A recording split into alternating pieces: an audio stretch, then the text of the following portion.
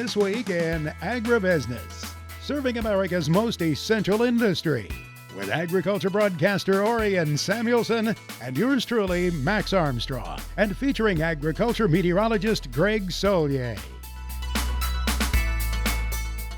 This week in Agribusiness is brought to you by Firestone. You never farm alone. Coming up on this weekend's broadcast, there's a lot of concern in the farming community about the Environmental Protection Agency. Hello, everyone. Welcome to our weekend visit here. We certainly appreciate the opportunity to join you. Mike Pearson here alongside me at the desk. Where have you been lately, young man? So I had the chance to travel to Billings, Montana to work with the Montana Farm Bureau, and there's a lot of enthusiasm out there in the West despite the drought they suffered through. Then I'll get the chance to go to the Iowa Farm Bureau annual meeting here in a few weeks. Max, it's that time of year. This fellow's been going to Farm Bureau meetings, as you can imagine. Zippy Duvall, president of the American Farm Bureau Federation, joined me this week to talk a bit about their concern with the Environmental Protection Agency and the way it is interpreting the farmer usage of major crop protection chemicals. It means there could be far more species listed as endangered because of the use of these chemicals. Again, Zippy Duvall, as he shared with me his reaction, joining with the American Soybean Association in their response to what the EPA is doing. Yeah, we're very concerned about how they're using sound science and overestimating the amount of crop protection tools that we use and making it very difficult to find a way to allow us to continue to use those tools. And some of these tools are so valuable to us, and we've been using them for years. And we want them to use the sound science and the correct amount that we're using, not the overestimation numbers that they're using. All too often in the past, it seems the remedy has to be in the court of law. Do you think that'll be the case? And will farmers be prepared to go to court if necessary? Well, I think these tools that we use are so important to us that we'll have to drive it in that direction. So I hope that we can find some agreement to be able to do it in a way that we can continue to use these crop management tools. They're just too important to us. They are the tools that we use to do climate smart farming. And without those, it's very difficult to do. I didn't see any economic assessment of what this could mean. Has anything been done in that regard yet? Have the numbers been churned to say just what effect this could have on farmers and ranchers? Yeah, I'm sure our economics team is gearing up to do that, but I have not seen those numbers yet. Just shifting gears a little bit, we know that there's infrastructure improvement coming out there for the highways, the waterways, the railways, the internet. Will we start to see some improvement in rural areas of the country rather soon? We are very hopeful for that, and we're very appreciative of the men and women in Congress that bipartisan support of an infrastructure bill that is desperately needed. You know, our farmers take pride in feeding the world, but if we can't get the tools that we need, whether it be fertilizer, whether it be protection tools, to our farm and grow the crop and be able to move that crop to the market, if we can't do that, we can't continue our work feeding America. So a lot of our infrastructure it's not broken, but it's crumbling. And really and truly, I've heard secretaries before say that the only thing that separates us from the rest of the world in food production is our infrastructure.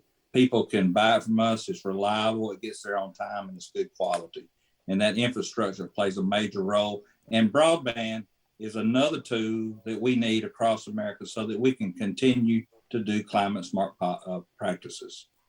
For the pessimists among us who fear that all of this could get diverted in some way or slowed down or not be as quickly implemented as we would like to see, what do you say about that? Will you keep an eye on the implementation? I promise you, we're watching the implementation of this and many other ideas that's coming forward from Congress and this administration to make sure that what we do is helpful to the future of agriculture. Thanksgiving is just ahead, and for some of us, we need more than a day to celebrate. I call it my season of celebration. What about farmers and ranchers, though? Zippy, as you speak on behalf of them this Thanksgiving season, what do they have to be thankful for? Well, we're just so thankful to have the privilege to serving our country by providing food and fiber for our families in here in America and a lot of families across the world, and the privilege of taking care of the soil and water and the animals that God has given us the pleasure and the honor of taking care of them. But, you know, just our way of life is something that we cherish so much. And you look around in the fall and see the harvest and the changing of seasons, and you just know that there's a higher power and that we can thank him for all the wonderful things that's going on. And then, of course, you know, we've made it through pandemics. We've made it through all kind of weather events, and we're still farming, and we're very thankful for that. We enjoyed the visit with Zippy Duvall, who shared with me that he's been to more than a dozen state annual Farm Bureau meetings, or will have been. By the time their meeting comes along, they'll be in Atlanta this year, Mike, for the convention of the American Farm Bureau Federation. You know, it's always interesting to see that policy process. They develop this at what they call the grassroots level, you know, the counties feeding to the states. And it's not always purely about agriculture. You know, sometimes just the way our country operates gets into the policy of Farm Bureau. Who knows? There might be something about vaccine mandates this time around, simply because it's been a subject of so much discussion. That's true. We'll have to watch. Well, lots to think about. Certainly lots to think about in the markets as well. Joining us this week is Carl Setzer, the Senior Commodity Risk Analyst at Agribusiness. Carl, let's talk about this corn market. Export demand, is it going to stay strong as we get through the winter season? I think we have potential. I really do, Mike. I think we have the potential for corn to stay strong, maybe build a little bit. Our leading competitor in the global market, Ukraine, likely going to, they're exporting pretty heavy right now, but they don't have the volume the United States does. So I think we see them back away a little bit. You know, we do have a huge crop coming at us out of South America this year. Not just Brazil, where production is going to be up, 25, 30 million metric tons, but we have Argentina, who's looking at bumping up their corn production. The thing is, that corn won't really be, getting into the global market until April or May, maybe past that, given the fact that they have, pretty much exhausted their domestic supplies. So I do think the United States has the potential to see more exports come out. The thing is we got to ask, how much coverage do these buyers already have in place? And I sit here and I look at, obviously when you start talking demand, all interest goes right to China. China has indicated that they're going to have a record crop this year. They're pretty stagnant on their imports coming in. They're projecting them around 20 million metric tons, about 6 million less than the USDA. I don't think we can count on China for our business. I think we have to look closer to home. We have to look at Mexico, and we have to look at Canada. Canada's crops devastated by drought, the same as the United States on that, the upper plains there on that wheat. And the thing is, the benefit for them too is we can rail to them to markets, so the shipping cost isn't what it is to get corn into that Asian market where the rest of our buyers are. So I think corn has potential, but we still got to be cautious that we don't get top heavy and all of a sudden these buyers start backing away in anticipation of that South American crop. Well, Carl, even if buyers should start to back away, and I know you've written we do have some of the highest priced corn in the world, domestic demand continues to be strong. Are you optimistic about ethanol demand going through the winter? I'm cautiously optimistic. Let's put it that way. I'm just like everybody else. I'm keeping a real close eye on these inflation rates and food costs. You look at the cost of food and what's that doing. I think we see real strong energy demand on a whole through the holiday season. But boy, once we get past that and all of a sudden people are done with their trips, energy demand could easily back off, especially if we see gasoline values hold around these, $3.50 a gallon. If you have food costs rising, people are going to cut back on their travel to cover the rest of their expenses, especially, we're going to be in the heating season, and that's going to start drawing on these incomes even more, Mike. That's right. A lot of things competing for the consumer's dollar. Carl, before we go to break, if the gasoline demand should break, can crude oil prices come down substantially? Yeah, right now I think we do have some room for crude oil to slip back. But we're going to have to keep a real close eye on OPEC. I mean, let's not kid ourselves. They drive the oil price no matter what supply and demand says, and they'll manipulate it to their advantage. Lots of things to keep an eye on. When we return, we'll talk more markets with Carl Setzer. This portion of This Week in Agribusiness is brought to you by Agrigold, your seed ally in the field with unparalleled options that perform on your farm. Learn more at agrigold.com.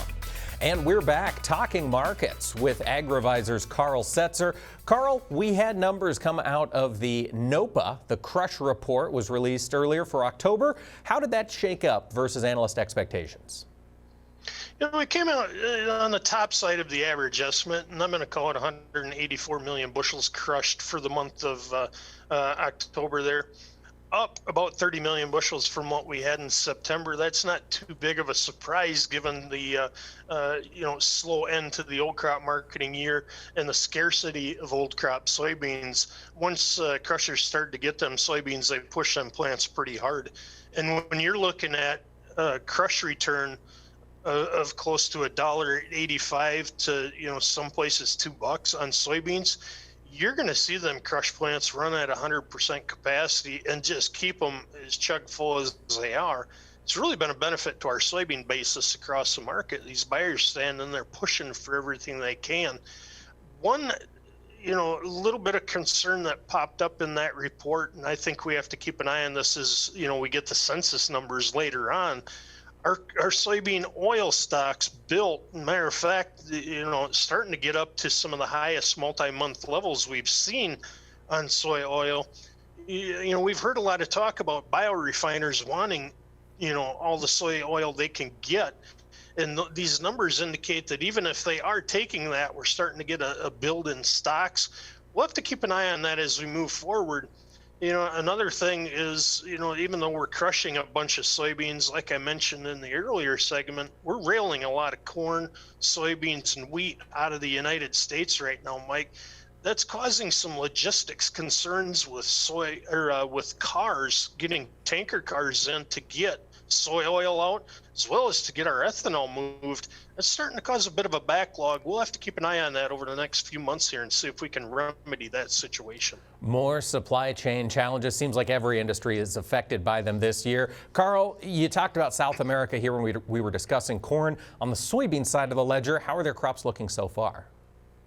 So far, they look phenomenal down there. You get pictures, and I mean, their soybeans are going to be ready for harvest in parts of Brazil here in another 4 weeks or so, 4 to 6 weeks. We'll start seeing new crop soybeans rolling out of Brazil. That's why we've seen our export demand become a little bit more sporadic. United States likely going to fill the gaps instead of retaining that main supplier for the global market. That Brazil crop looks like it's going to be, fairly good. Another record. We're talking most estimates around that 144 million metric tons, up about 7 million metric tons from last year. Better weather and expanded acreage, one of the big parts. We're going to keep a real close eye on Argentina, though, Mike. For their soybean crop, looks like it's going to be a little bit shorter than last year. Now, we're waiting for some numbers on this. Thoughts that could dip down as low as 48 to 49 million metric tons, about 3 to 4, maybe 5 million metric tons smaller than last year. Argentine farmers cutting back on their soybean acres. Matter of fact, their plantings are going to be the lowest amount in the past 15 years due to the fact that Argentina has such a high export tax on soybeans, soy oil, and soy meal. So, that does open up, like we were just talking for the U.S. crush industry, does open up the door for us to maybe get a little bigger share of that global market as we move into 2022 here. Well, we'll have to see if that materializes. Carl Setzer from Agrivisor, thanks for talking to us this week. Thanks for having me. Chad Colby's look at agriculture technology comes your way next, brought to you by the IBM Watson Decision Platform. combining AI with Internet of Things data to help agribusiness increase yields, improve quality, and drive sustainability. It seems as though prices of everything are going up here in 2021, and that could make some of us a little more concerned about security. Chad Colby's Tech Update this week is keeping your supplies secure on the farm.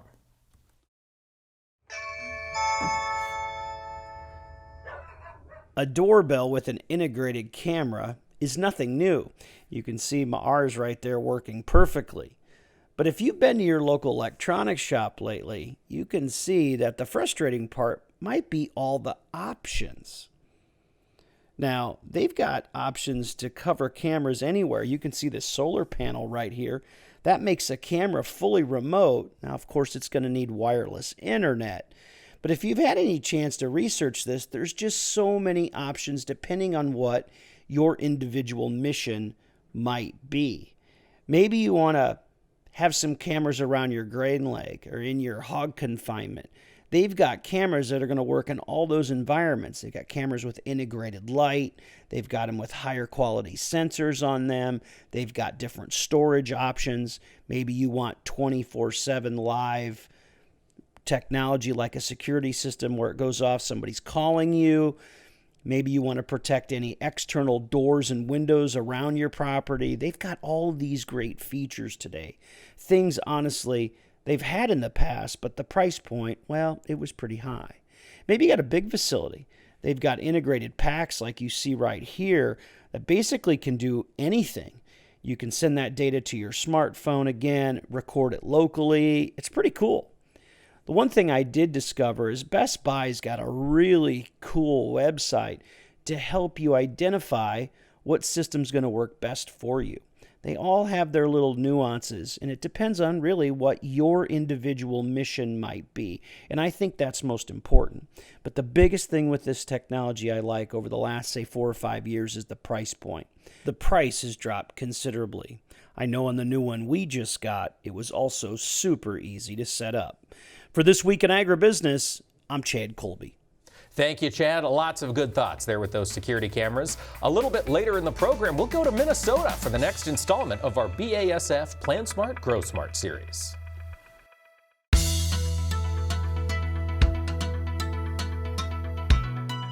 Welcome back to This Week in Agribusiness, where we take up a topic that we often discuss because it's so much discussed in rural communities. Ray Brownfield, who knows the land market so well, we've asked you to come in this weekend after that report from the Federal Reserve Bank of Chicago a few days ago, and it showed in 1 year's time, good farmland in Iowa jumped 28%. We've never seen anything like it, have we?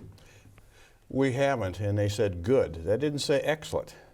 So now when you go to higher quality, it may even be greater than that. Really? It truly can be. We've seen auctions that have brought, well, in Iowa, there was a $20,000 an acre sale, and it was not developmental. It was strictly agriculture. Now, there's a reason people paid that, I'm sure, but nevertheless, you're starting to see the market bump up to those levels in some areas. Do the accompanying or surrounding livestock operations sometimes have an effect on cropland values? By that I mean, is there the need, for example, to have more open ground around some of these operations, and that helps lift the prices? There are some areas because they have to get rid of the manure, and that's really something that benefits everybody because that benefits the farm that's getting it because that cuts their fertilizer costs. On the other hand, people have to get rid of it. So yeah, it can have a really great effect on values in some areas. At times in the past, when I've asked you who in the world is buying the ground, you've almost always said, well, it's basically farmers. It's neighboring farmers. It's two farmers bidding on it. Yep. Is that still the case? It is, but it's two farmers certainly can be the potential buyers. But we're seeing more investors come into the marketplace that see land as a really nice long-term investment. I think they've taken some money out of the stock market from their gains and decided, hey, farmland, not a bad thing for long term. We see some 1031 money still coming from people selling commercial real estate. They say, well, mitigate capital gains taxes, let's buy some land. Land is a very popular thing right now, nationwide. It is. And so, Ray, you mentioned that record high sale in Iowa. I know Illinois has topped the markets. What are the states that are seeing this really be exemplified right now?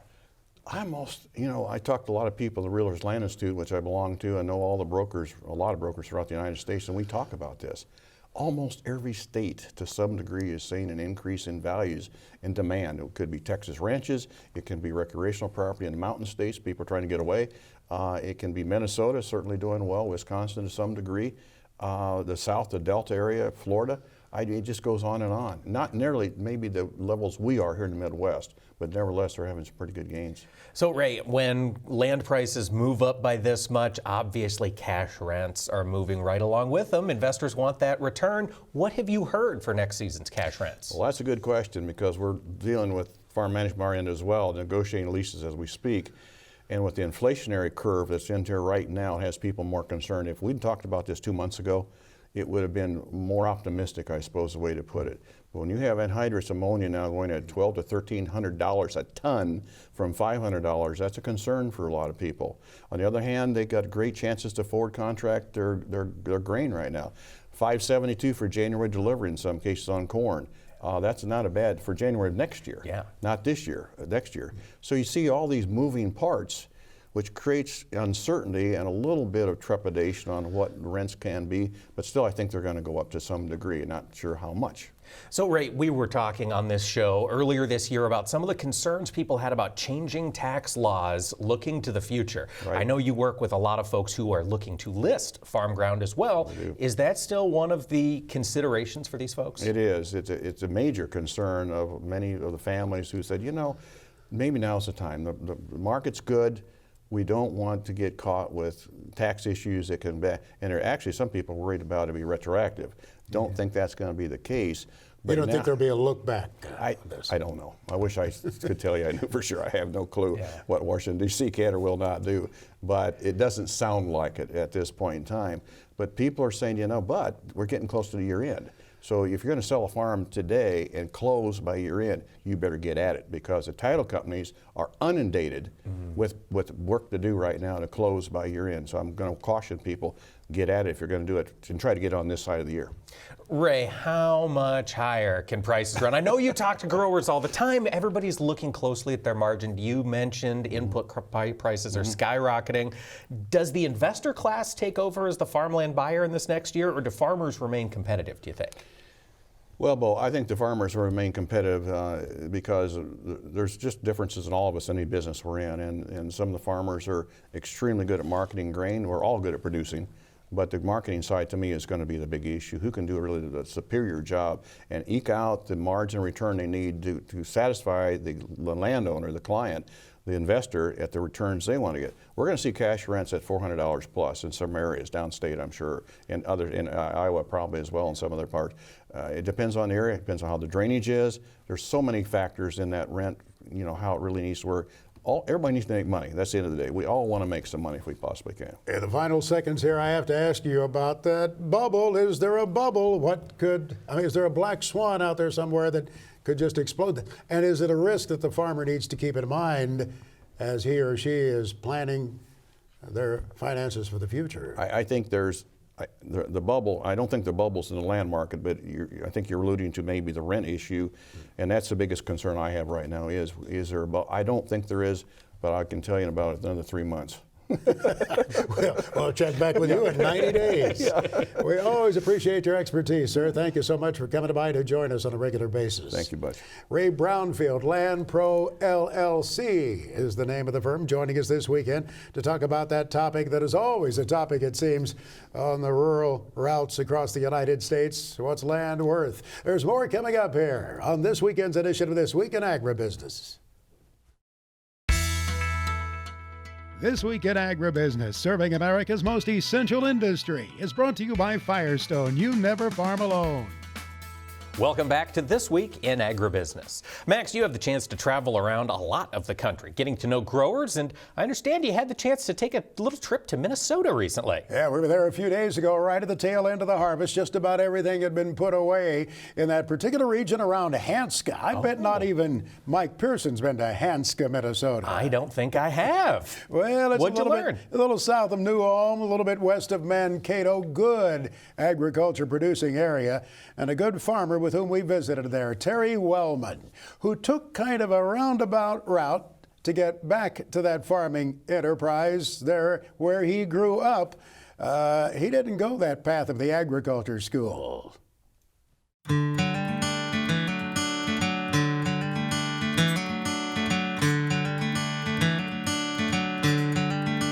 Tell us about this area. Talk a bit about this area, the people who live here, and the kind of agriculture you find here. Okay. So the heritage is really strong, good, strong farming backgrounds. We are corn and soybeans. We used to be dairy farm, but we got out of that back around 2000 or so. So now it's primarily corn and soybeans. That's the big thing you'll find here. Your route to full-time farmer has been somewhat circuitous. Describe that for us. It is. So growing up on a dairy farm, I loved the farm, but I just didn't really enjoy the animal side of things. So I left for Purdue. I got a computer science degree. That's really what I wanted to do as a kid, being involved in programming. So I ended up going to Purdue, finding my way to the Chicago suburbs where I made video games. So I did that for 15 years. Yep. Talk about that. Yep. So video games was awesome. I was a programmer, so I was the guy making them move and function what they wanted to do. As you were doing the programming, was it a part of your plan or in the back of your mind to get back here to the farm in Minnesota? Yes, it was, but never really one of those active goals early on. As I progressed through my career, I started saving up my vacation time to come back in the spring and fall to help. As we progressed into the 2000s, my dad had some health issues, and that kind of sped up the process of me actually quitting my programming job and coming back full time. What aspect of your computing career have you been able to bring into the farming operation that has really enhanced what you do here, Terry? So a lot of where we're at today has been based off the analytics that we've been able to do, like finding the higher productivity areas and understanding what's special about that to drive my yields higher. So we're now sitting on over a decade's worth of data. It's helped me fine tune planting populations, trial stuff, any sort of on-farm trial that you do, I can sit there and better assess and analyze, was this useful, was it successful or not, and trying to find the products that are really helping and driving me down that road. So that data background has been a big deal. Talk about your experience with fungicides.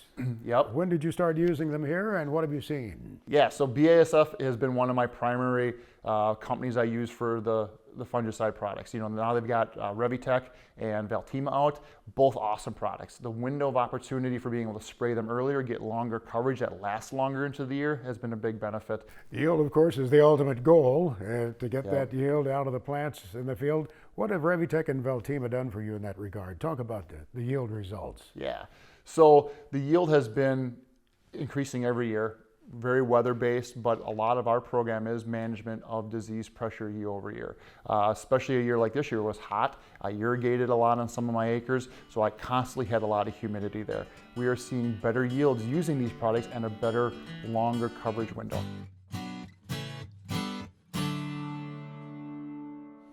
We very much enjoyed that visit with Terry Wellman on his farm, where he came back, not to milk cows, but to very well challenge that task of growing crops successfully. And he does it with the help of BASF and the fungicides there. We'll continue our Plan Smart, Grow Smart series in future weeks, and you can get more at the website, plansmartgrowsmart.com. Greg Solier now brings us his farm weather forecast for the week ahead, presented by Pivot BioProven 40.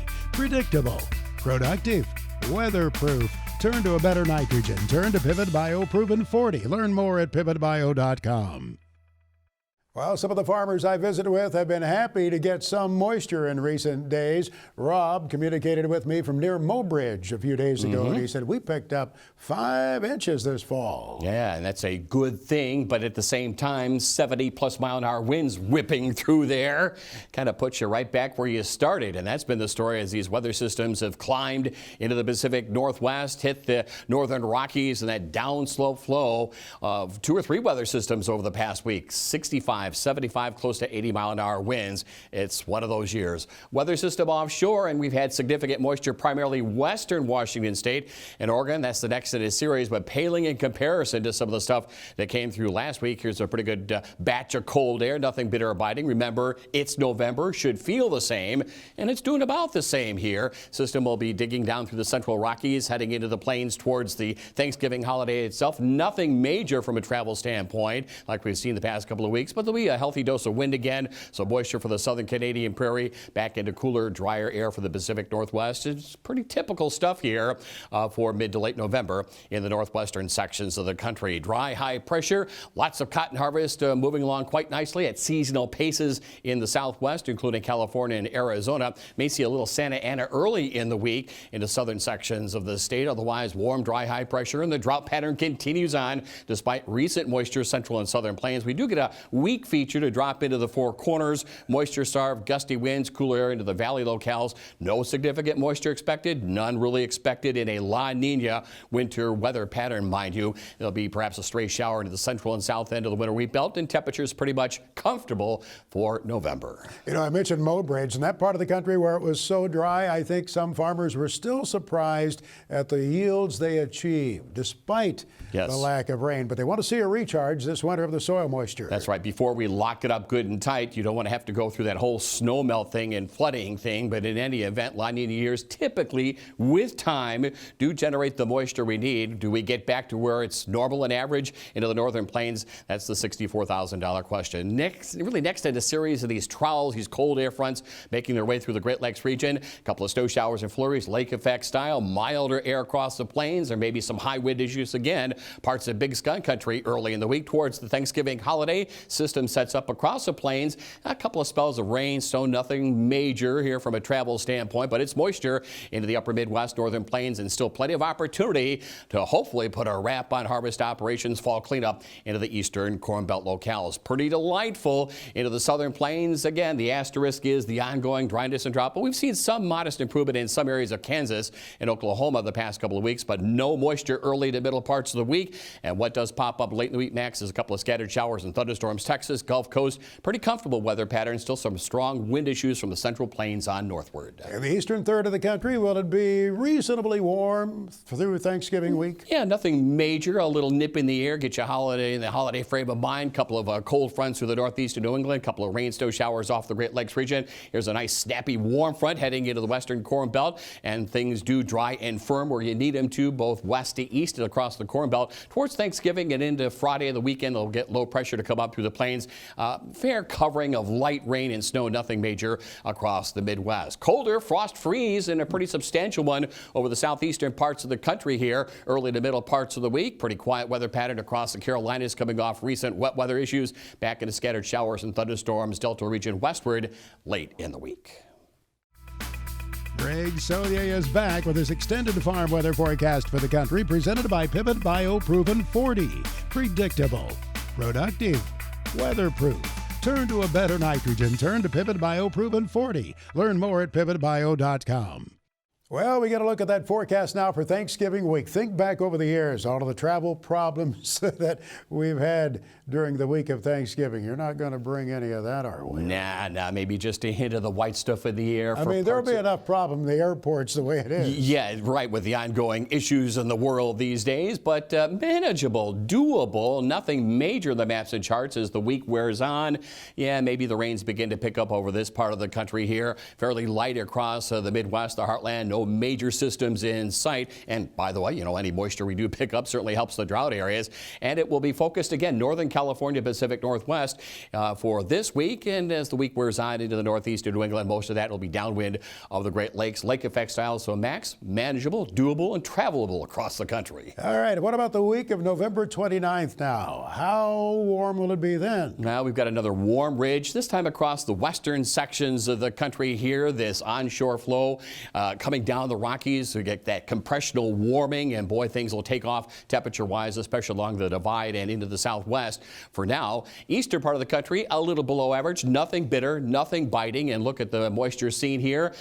Good from an outdoor work standpoint, putting a wrap on things for the year across the plains and Midwest. No drought relief, some moisture down through the Rio Grande sections, and just a series of systems adding to the moisture, which is good news for the southern Canadian prairie, some of the drier areas of the northeast of New England and Pacific Northwest. That first full week of December, the retailers like to see a few flakes in the air to accompany the Christmas music.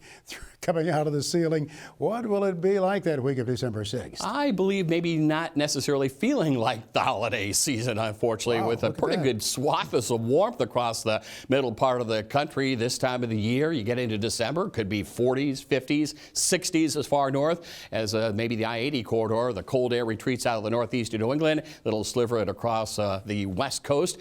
Moisture-wise, Northern California, Pacific Northwest, trademark of La Nina. With time, we'll see it return to the northern plains and Midwest, but until then, lots of dry weather. Travel weather looks great as well. Wet down through Texas, normal precip for Florida. So a little action, and probably there is where the snow plays out across the northeast and New England. The week of December 13th, does that warm area expand or just dissipate? Nope, stays right there. I think it's going to be one of these years where the other boot and or hoof just drops all of a sudden. But here is the warmth. Black Hills, the mid-Mississippi Valley, back into the Divide Country warmth over many areas into the Canadian Prairie as well, a bit below average southeast and across the western part of the country as well. Again, note this ridge position across the middle part of the country. That means the moisture machine is through the west, maybe some southward extension into central and southern California. Not a typical setup for La Nina, so enjoy it while you may. Gulf Coast looks to be pretty wet as well. Normal precip on through the southern plains. Look at the dry time over many areas of the Midwest and the Corn Belt too. Next on This Week in Agribusiness, it's Max's Tractor Shed, spotlighting another great American tractor.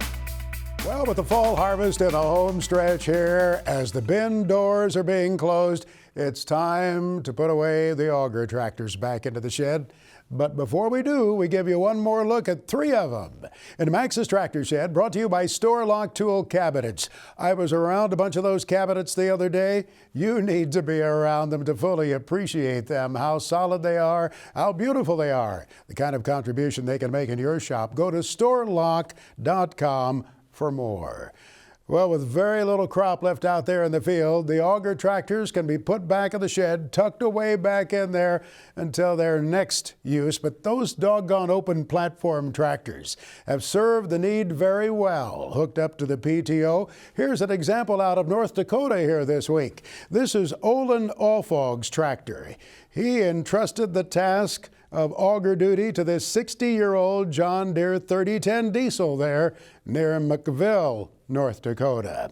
Then in Ohio, at the hometown of astronaut Neil Armstrong, Wapakoneta, Ohio, Doug Fisher lined up this 1963 Farmall 806 diesel for the auger duty. I bet it performed admirably.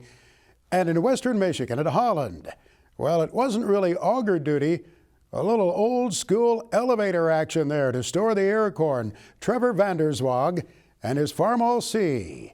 There with that tractor proving its utility 73 years after it was made.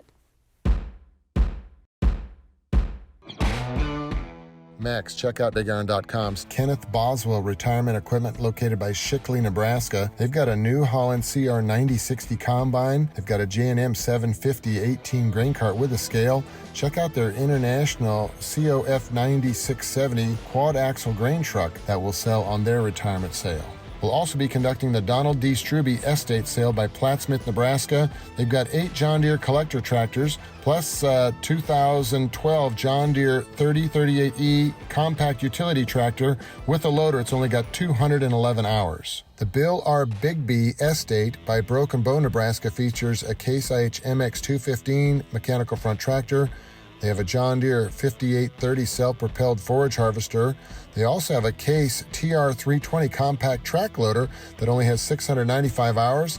They got a Case IH WD 2104 self-propelled windrower that only has 526 cutter hours. The Robert Wojciechowski retirement sale features 166 items, including a Case IH 9270 four-wheel drive tractor. They also have a John Deere 7800 series mechanical front tractor selling. Go to the BigIron.com website for all the details.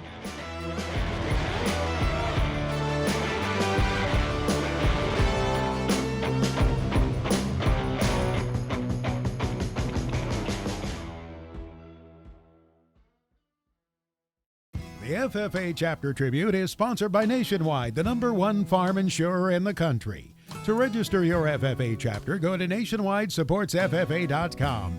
That's nationwidesupportsffa.com. Nationwide. We stand for you.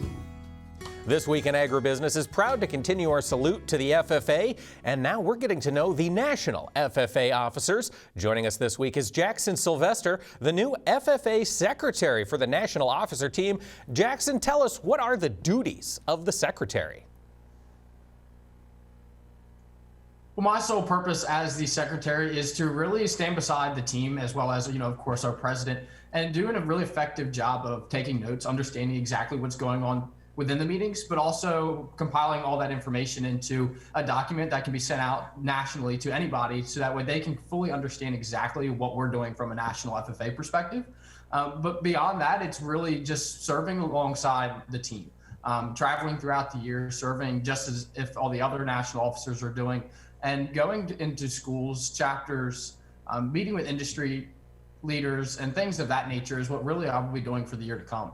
So, Jackson, as you look out to this next year, what are you most excited about? What opportunities have you fired up? Well, there's a handful, of course, of things that I really am excited to get into throughout the year, but probably one of the most exciting ones for me is to really have the opportunity to engage and get to know members nationally on a personal level. I believe pretty firmly in the idea that we need to meet and love people where they're at, not where we're at.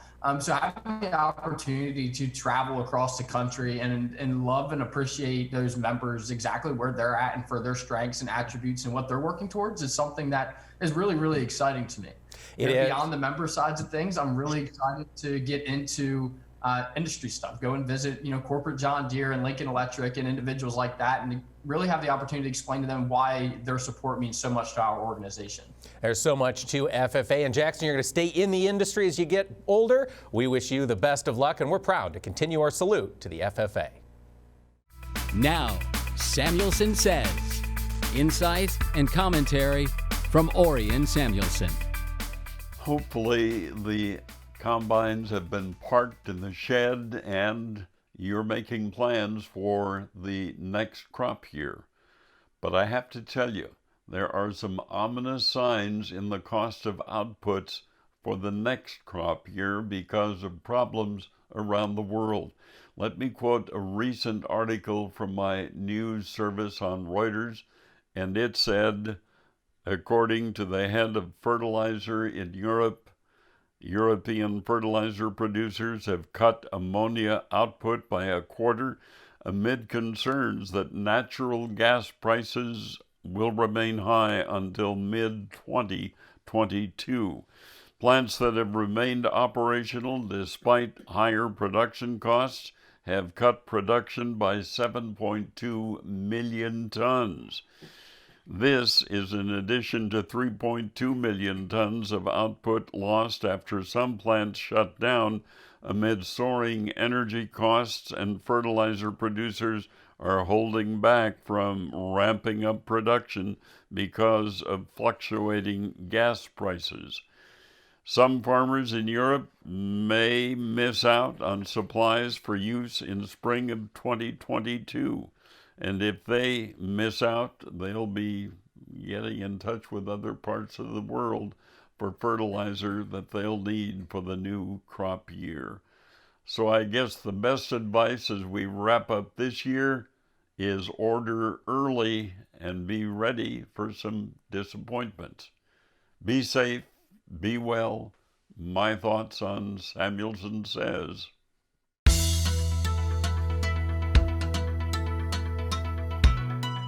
Well, this run up to Thanksgiving is a big deal for many of us. Mike, I think a lot of farmers have it on their built-in schedule. You got to get it done before Thanksgiving. Many of them are thinking about that. And this year, of course, generally speaking, the harvest of the major crops is complete. It is. It's going very, very smoothly. I did talk to some friends across Illinois and Ohio, parts of Iowa. The rain over the past few weeks slowed them down, drug harvest out a little later, and might push some of them past Thanksgiving, which I think you're right. They've got in bold on their calendars. Nobody likes to be out of the field on Thanksgiving Day, I think. I mean, that doesn't play well throughout the entire household when that happens. That's true. But I think it's been cold enough we've snuffed out the stink bugs. Really? Because they were getting to be a concern for some people this year. You know, I did a survey on Twitter. I said, have you had any stink bugs in your house? I heard from people all the way from Oregon to South Carolina who said, yeah, we have them. I mean, there was a guy in North Carolina who said, I've tried everything. He said, I've tried to keep them out of the barn, keep them out of the house. They are everywhere. What is it? The brown marmorated stink bug is what it's called. It's only been in the United States 25 years. Did you know that? I didn't. And I was thinking, I don't think I've ever squished one and smelled the stink. So I'm something to be grateful for, something to be thankful for this season. We need to introduce you to that so you'll never forget it. But they came into the United States, I believe, in Pennsylvania, or at least that's where they were first spotted some 25 years ago. All right. Maybe this cold spell knock them out for a few people. Get rid of them before Thanksgiving. Thanksgiving is such a special time for so many of us, and I don't use this as a throwaway phrase. I really mean it. I'm so thankful that I need a season to celebrate. One day's not enough. And as you heard Zippy Duvall say a little bit earlier, farmers fall into that category too. So appreciative that they are allowed to do what they do. Yes. Even after 2 challenging years, Max, we've got a lot to look around and be thankful for this holiday season. You bet. Well, I can tell you that Messrs. Pearson and Samuelson and Armstrong are thankful as well. Thankful for the opportunity to come into your home each weekend throughout the year. I say we appreciate it, and we sure do. We hope it's a great Thanksgiving season for you and your family. We look forward to being back here next week on This Week in Agribusiness. Have a great week. Closed captioning for This Week in Agribusiness is brought to you by Kubota. Shape your world. This Week in Agribusiness is brought to you by Firestone. You never farm alone.